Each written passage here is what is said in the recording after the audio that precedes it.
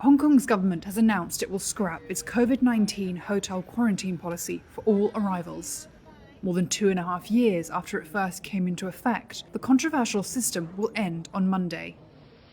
Hong Kong's chief executive John Lee said on Friday that travellers will simply be asked to monitor themselves for symptoms for 3 days after entering. For the Hong Kong arrivals at the airport, there will be a PCR test.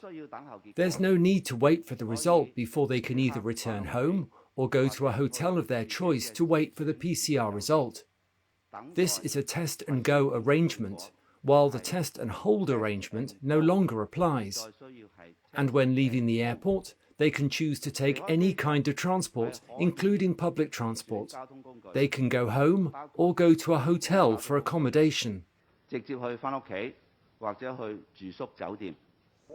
He also added that pre-flight PCR tests will no longer be required for entry, replaced instead by a rapid antigen test.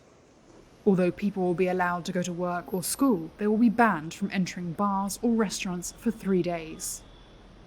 I'm very happy about the decision, finally. And compared to other countries, obviously there's still some kind of restrictions, but it's still very good news for all of us. It's about time to open up.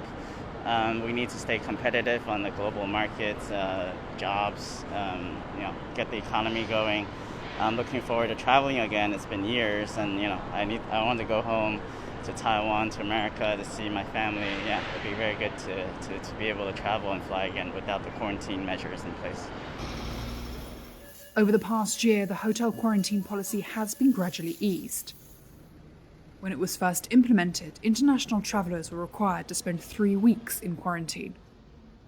Aside from mainland China, the former British colony has been a global outlier in imposing hotel quarantine for international arrivals.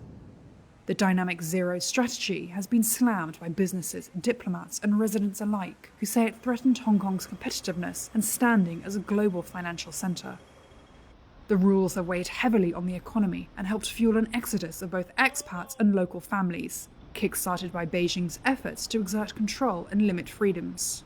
According to government figures, some 113,000 people have left since mid-2021. Despite today's announcement, COVID rules remain in place.